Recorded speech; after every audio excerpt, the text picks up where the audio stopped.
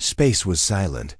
Far away from stars and trade routes, near a cold, dead planet, a broken alien ship floated in the darkness. Its metal body was torn open. Lights flickered on and off. Smoke moved slowly inside the damaged halls. Inside the ship, one alien was still alive. He was small compared to his kind. His skin was pale blue, and there was a deep wound on his side. Dark blood stained the floor near him. He tried to stand, but his legs were weak. Every breath was heavy and painful. Warning. Sounds echoed around him. Oxygen level critical. Power core failing. Life support shutting down. He already knew. They had left him. Hours ago, his people were here.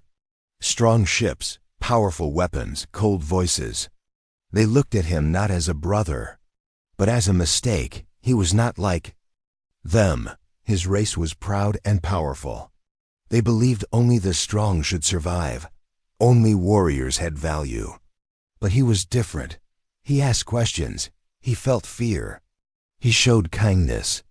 To them, that made him weak. During the last battle, when enemy ships attacked, they made a choice. They saved the strong ones, and they left him behind. The memory burned in his mind. The moment their warship jumped to hyperspace, leaving him. Drifting near this dead planet. Alone, he dragged himself toward the control panel. Sparks fell from the ceiling. The air was getting thinner. His vision blurred. He did not want to die like this. Not forgotten. Not unwanted. With shaking hands, he activated the emergency signal. It was weak. The system was damaged. He did not know if anyone would hear it. He recorded one final message. His voice was soft and broken. This is emergency signal. I am alone. Ship destroyed. I request help. He stopped for a moment. He thought about calling his own people again, but he knew the truth. They would not come. Instead, he changed the signal frequency. He opened it to unknown space. To anyone. Please, someone, don't leave me. He pressed send. The signal moved into the endless darkness of space. Then silence returned. His strength faded. He fell to the floor near the control chair. The cold metal felt heavy against his skin. His eyes slowly closed. Minutes passed, then hours. The ship grew darker. Far away. Many light years from the broken alien ship, a human exploration vessel traveled through deep space. It was not a warship. It was small, built for research and long missions. Inside the human ship, the radar officer suddenly looked up. Captain, I am detecting a weak distress signal. The captain turned slowly. Source? Unknown origin. Signal is damaged, not human. The room became quiet. Location? The captain asked. Near an uncharted dead planet. No trade routes nearby. One crew member spoke carefully. It could be a trap. Another nodded. Unknown alien species. We don't know their history. The captain walked closer to the screen. A broken signal waveform moved across it. Faint. Desperate. Play. The message, the captain ordered. Static filled the room. Broken sounds. Then a weak alien voice. Please. Someone, don't leave me. The message ended. Silence covered the human bridge. The crew looked at each other. The captain's face was calm, but serious. Set course to the signal. Captain? One officer asked. We don't know what we are walking into. The captain gave a simple answer. We know someone is alone. The human ship changed direction. Back near the dead planet, the alien ship drifted slowly. Power was almost gone now. Darkness covered most of the inside. The alien opened his eyes one more time. His breathing was shallow. Then a small light appeared through the cracked front window. At first, he thought it was a dream, but the light grew brighter. A ship, not one of his people. Different shape, different design. Unknown. The alien's heart beat faster. Fear mixed with hope. Was this rescue, or something worse? His screen suddenly flickered back to life for a few seconds. An incoming transmission. A human face appeared on the damaged screen, calm eyes. No anger, no pride, just focus. The alien tried to speak, but his voice was weak. The human on the screen said slowly, clearly, "This is Captain Elias of the Earth exploration vessel Horizon. We received your signal. We are here to help." The alien's eyes filled with something he had not felt in a long time. Hope. With the last strength in his body, he whispered toward the screen, "Don't leave me, human." The screen flickered. The power finally went out. Darkness. Outside, the human ship moved closer to ... and deep in space. Something else was watching the same signal, something much larger, something far more dangerous. The alien ship was dark and silent. Only a few emergency lights blinked weakly inside the broken corridors. The small alien lay on the cold floor, barely breathing. The last of the power had faded. The air was thin and cold. Outside, the human ship Horizon moved slowly closer. Its engines glowed softly in the darkness. It was not a warship. It had no heavy weapons or thick armor. It was built for long journeys, research, and first contact missions. On the bridge, the human crew watched the damaged alien ship on the main screen. "It's worse than we thought," the radar officer said. "Hull damage across multiple sections. Life support almost gone." Another crew member crossed his arms. "Still could be a trap." That signal was too perfect. Weak, emotional, it could be bait. The captain, Elias, stood quietly. He studied the image of the broken alien ship. "Do you detect any other ships nearby?" he asked. "Scanning," the officer replied. A few seconds passed. No large ships, no weapon signatures, just debris. The room felt tense. The security officer spoke next. "Captain, we don't know this species. They could be dangerous. For all we know, the moment we dock, that thing could attack us."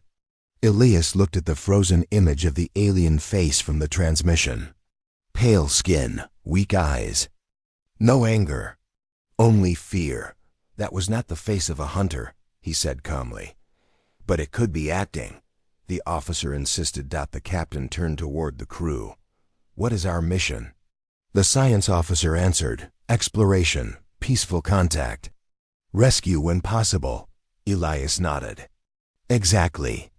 If we start ignoring distress calls because we are afraid, then we stop being explorers."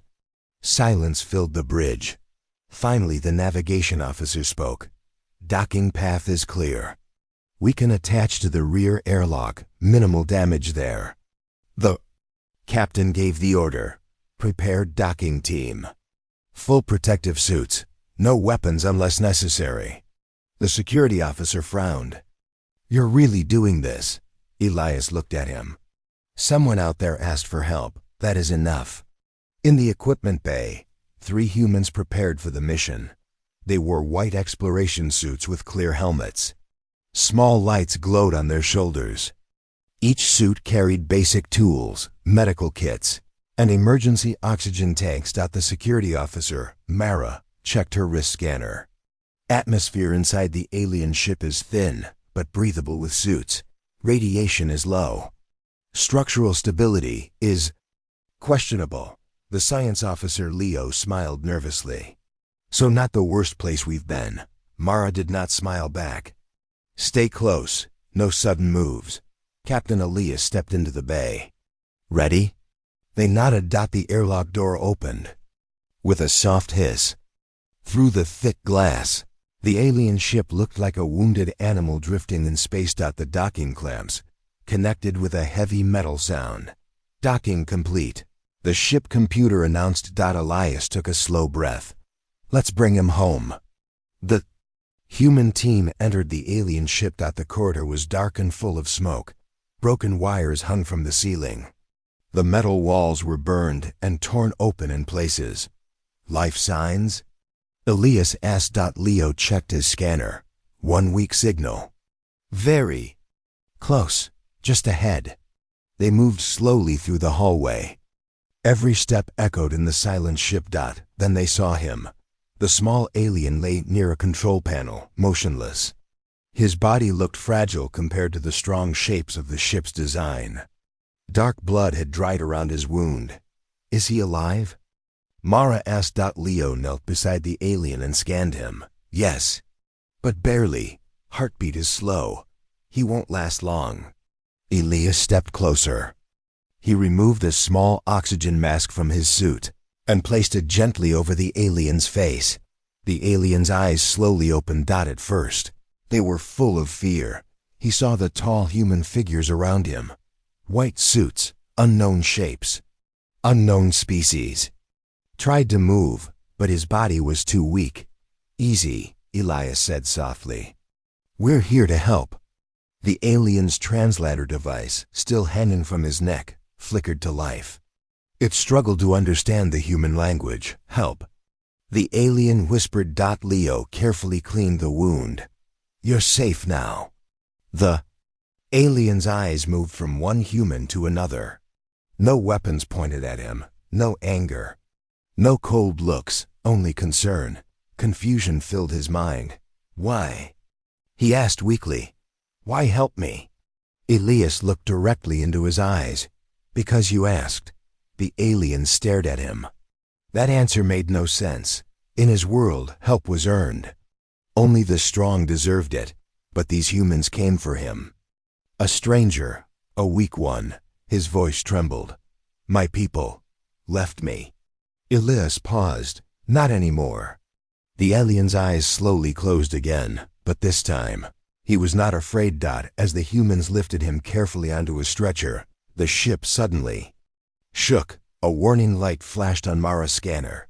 Captain, I'm detecting a new signal, she said. Large energy signature.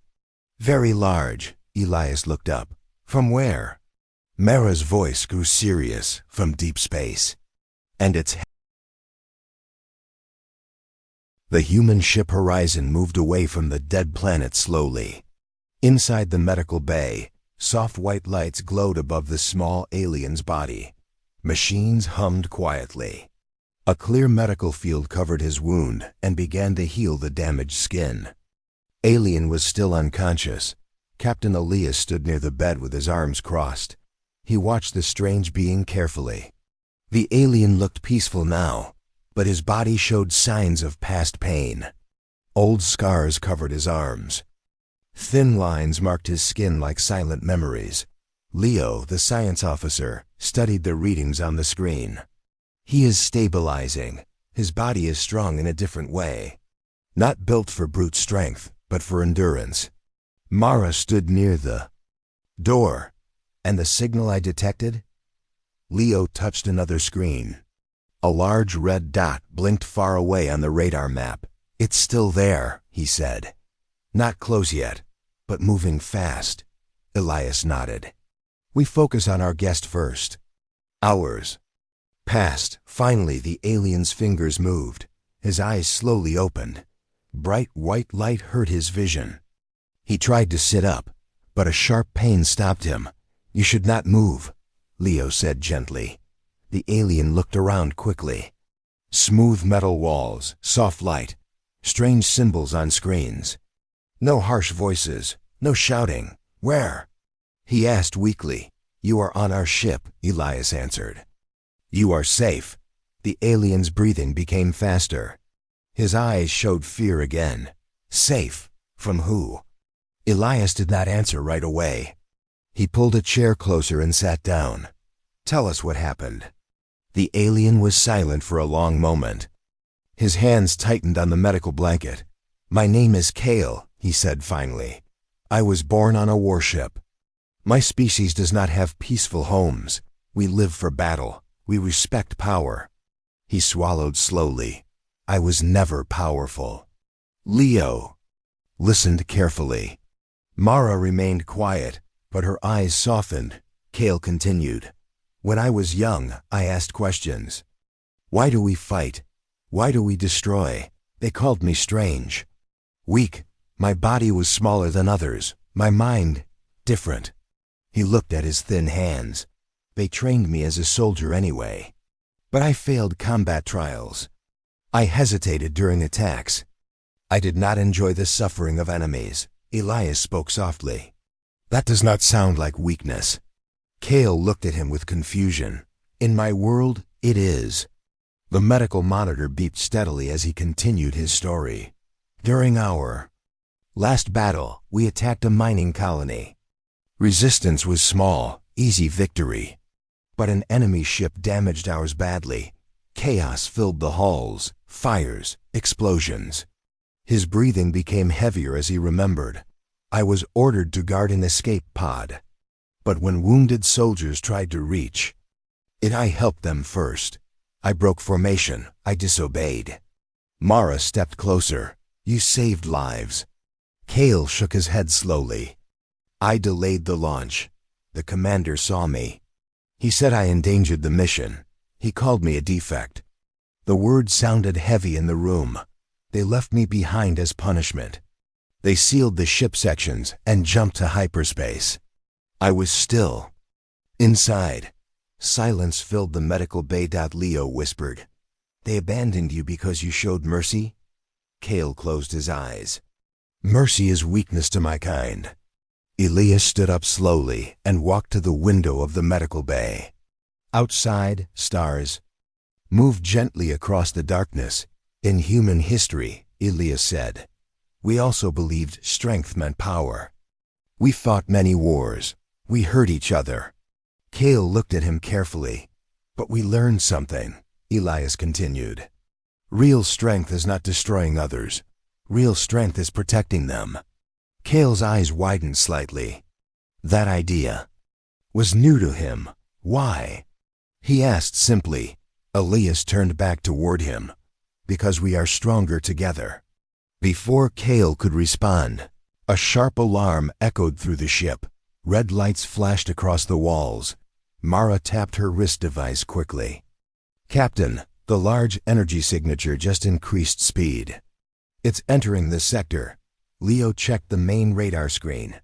The red dot was much closer now. Too close. Kale's face turned pale. That is my people, he whispered. Elias moved toward the door. How sure are you? Kale's voice shook. Very sure. Their ships release a unique ion trail. I recognize the pattern. Mara looked serious. If they left you to die, why come back? Kale answered quietly. To erase their mistake. The words felt cold. Leo frowned. Erase? My existence is dishonor, Kale explained. If other species discover they abandoned one of their own, it shows weakness. They will not allow that. The ship trembled slightly as sensors picked up powerful engine waves. On the bridge, a crew member's voice came through the communicator. Captain, unidentified warship just exited hyperspace. It's massive. Elias stepped into the hallway, but paused and looked back at Kale. Fear filled the alien's eyes again. They will destroy you, Kale said. You should leave me. Release me in a pod. I do not want you harmed. Elias walked back to the bedside. He looked directly into Kale's eyes. We do not abandon people, he said firmly. The red warning lights reflected on Kale's pale skin. Outside the ship window, a giant dark shape slowly appeared among the stars. A warship. Cold, silent, watching. The massive warship moved slowly through space. It was dark gray, almost black, shaped like a sharp blade. Blue energy lines ran across its surface like glowing veins. It was twice the size of the human ship Horizon. Its presence alone felt heavy, like a storm cloud hanging in space. On the bridge of the Horizon, every crew member stared at the screen. No weapons fired yet, Mara reported. But their power levels are rising. Leo zoomed in on the image. Their shields are active. Engines ready. This is not a peaceful visit. Captain Elias stood still, calm but focused. Open communication. Channel. A moment later, the screen flickered. A tall alien appeared. His skin was dark silver. His eyes were sharp and cold. Heavy armor covered his shoulders. He did not look surprised to see humans. This territory is under control of the Varrics Dominion. The alien commander said in a deep voice, "You are in possession of our property." The word property made the bridge grow silent. Elias answered clearly, "We rescued a living being in distress. He is not property." The commander's eyes narrowed slightly. Designation Kale 47 is a failed soldier. He belongs to us. Return him immediately. In the medical bay, Kale watched the transmission through a small screen. His body felt cold. Even under warm medical lights, he recognized that voice. Commander R.Y. then the one who called him defect. Kale's hands trembled. On the bridge, Elias kept his voice steady. "He is injured and under our protection. We will not hand him over." The alien commander did not show emotion. "You misunderstand. This is not negotiation." He carries knowledge of our military systems. He is a liability. Mara whispered, "They are not here for rescue." The commander continued, "Return him, and you may leave this sector safely. Refuse, and your ship will be removed." The screen went dark. Silence filled the bridge. Leo spoke first. "They outgun us. Their ship is built for war. Ours is not." Mara added, "We cannot win a direct fight." Elias nodded slowly. "Then we don't fight directly." In the medical bay, Kale tried to sit up again. "You must listen," he said weakly as Elias entered. "You cannot protect me from them. They are relentless. They will destroy you." Elias walked closer. "Are they your leaders?" "Yes," Kale answered. "They believe fear creates order. If other species see them abandon one of their own, it shows weakness. They will erase me and anyone who helps me." Leo crossed his arms. "So to protect their image, they destroy others." Kale closed his eyes. "That is strength in their eyes." Elias looked at him carefully. "And what is strength in yours?" Kale hesitated. "I do not know anymore." The ship shook slightly as a warning beep sounded. Mara's voice came through the communicator. "Captain, they are locking weapons, not firing yet. But they want to scare us." Elias tapped his device. "Send a message." Seconds later, his face appeared again on the main screen, facing Commander Rithan. "We will not return Kale." Elias said, "He requested help. We answered. That is our law." The alien commander's expression remained cold. "Your law does not matter here." "It matters to us," Elias replied. There was a pause. Then Rithan leaned slightly forward. "You are not strong enough to protect him." Elias gave a small, calm smile. "You assume strength is only weapons." The commander did not respond. Inside the medical bay, Kale felt something strange in his chest. It was not fear this time. It was confusion, mixed with warmth. Why would these humans risk their lives for him? He was nothing important. Not a leader. Not a warrior. Just a mistake. Through the window, he could see the shadow of the Varrics warship covering half the stars. It looked powerful. Unstoppable. Yet the humans did not run. On the bridge, Leo studied the enemy ship carefully. "Captain, I am detecting something unusual. Their reactor core is overloaded slightly, maybe from long travel at high speed." Mara looked at him. "Meaning?" "Meaning," Leo said slowly. "They pushed their ship hard to reach us quickly." Elias understood. They are not as calm as they pretend. Another alert sounded. "Captain," Mara said sharply. "They just launched drones, small attack units, testing our defense." Tiny dark shapes moved away from the massive warship. Elias took a deep breath. "Activate shields. Prepare evasive movement. But do not fire unless necessary." The first drone fired a warning shot. Blue plasma flashed past the horizon. "Close." But not direct. The message was clear. "Surrender." Kale watched everything on the screen. In the medical bay, his old commander was right. The humans were not strong enough to win by force, but they were still standing, still protecting him. Tears slowly formed in Kale's eyes. For the first time in his life, someone chose him, not because he was powerful. The first drone exploded in a flash of light, not because the humans fired, but because it flew too close to the horizon's shield edge. The shield pulse pushed it off balance, and it crashed into floating debris from the broken alien ship. On the bridge, alarms blinked softly. Shields holding, Mara reported. Minimal energy loss. Outside, 3 more drones circled the horizon like hunting birds. The massive Varix warship stayed at a distance. Watching. Testing. Waiting. Captain Elias stood tall in his chair. Keep engines moving. Do not let them surround us. The horizon shifted smoothly, turning in slow arcs through space. It did not move like a warship. It moved like a dancer light, careful, precise. Leo's fingers moved quickly across his console. Captain, I have an idea. Speak. Their drones rely on direct command signals from the main ship. If we create signal interference, even small confusion, their formation will break. Mara looked at him. Can we do that? Leo nodded slowly, not for long, but maybe long enough. Elias gave the order, do it. In the medical bay, Kale watched the battle with wide eyes. His people believed humans were unpredictable but physically weak. Easy to overpower, easy to silence, but this human ship was not acting weak. It was thinking. Moving smartly, another drone fired. The beam hit the shield and spread like water across glass. The horizon suddenly released a burst of electromagnetic noise.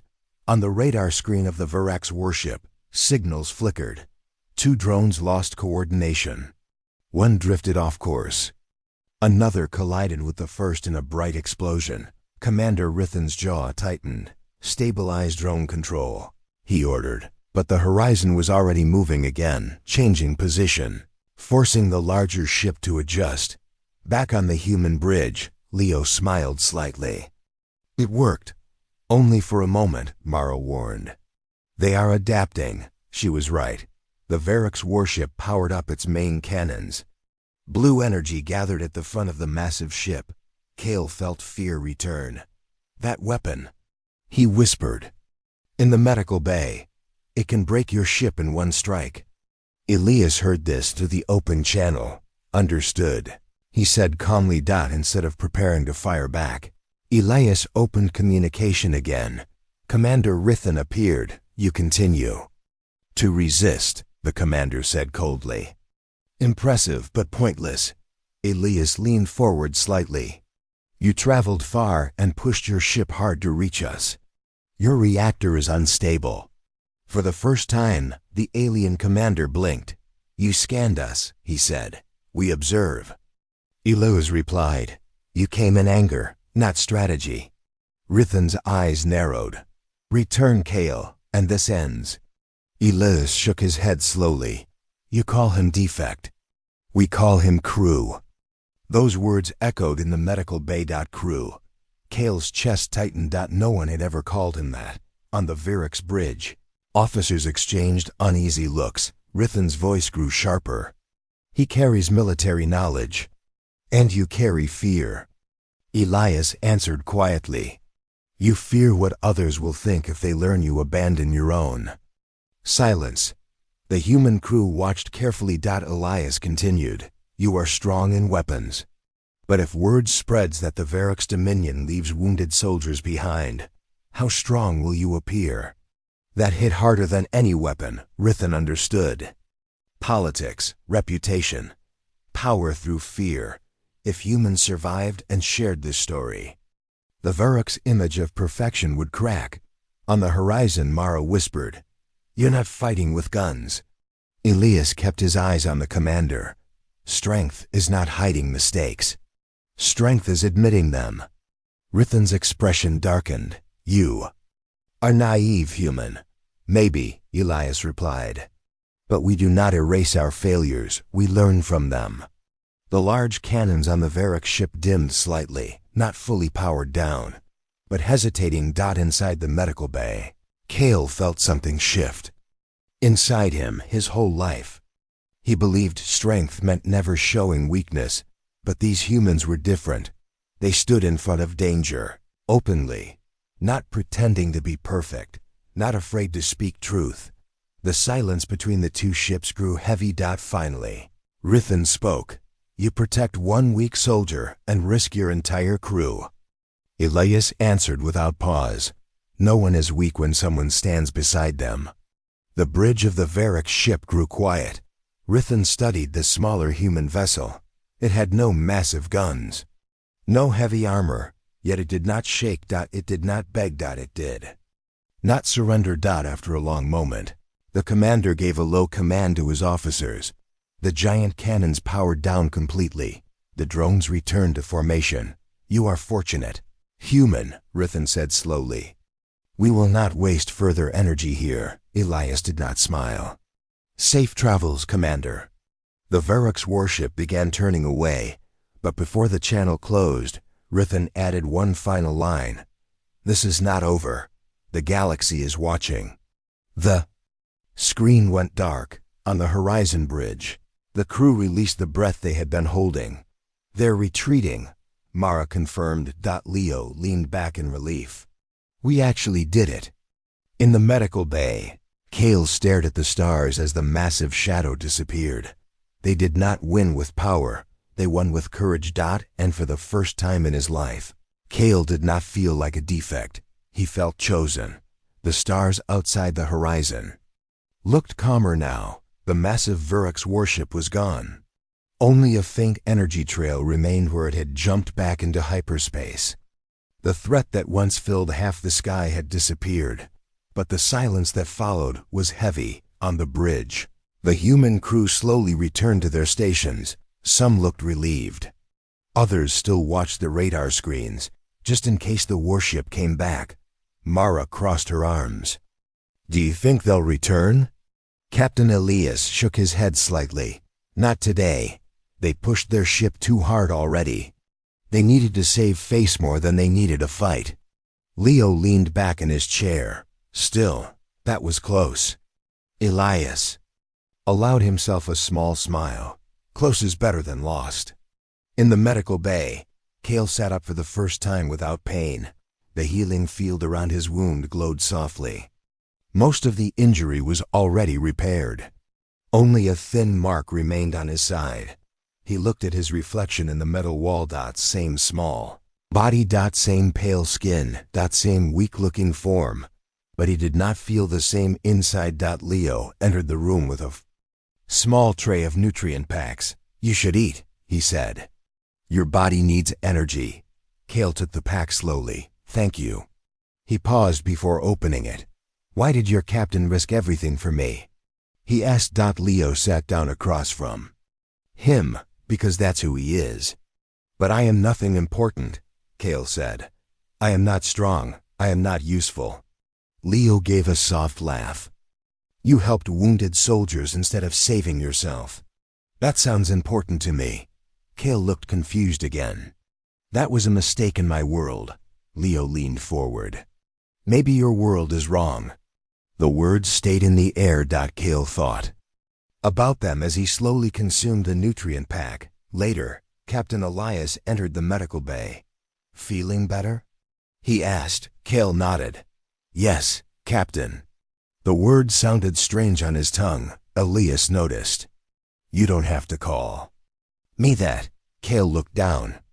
In my culture, only strong leaders deserve respect. You protected me from a warship. That is strength. Elias pulled a chair closer. Let me ask you something. When you helped those wounded soldiers, were you afraid? Kale nodded. Yes, very afraid. And you did it anyway? Yes.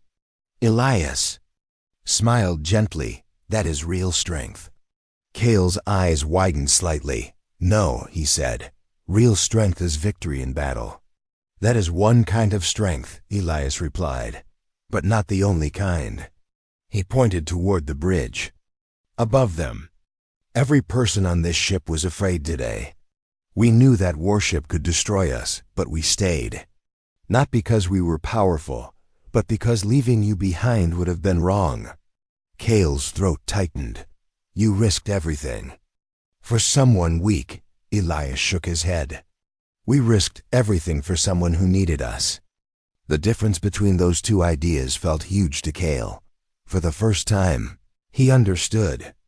On his old ship, value came from power.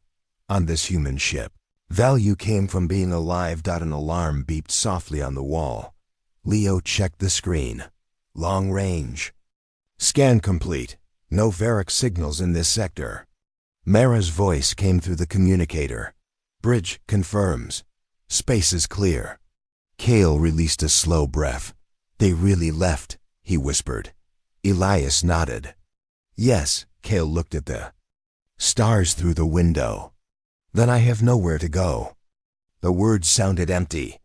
My people will never take me back, he continued, and other species will fear me because of my race. Elias stayed quiet for a moment. Then he spoke. You could stay with us. Cale turned quickly.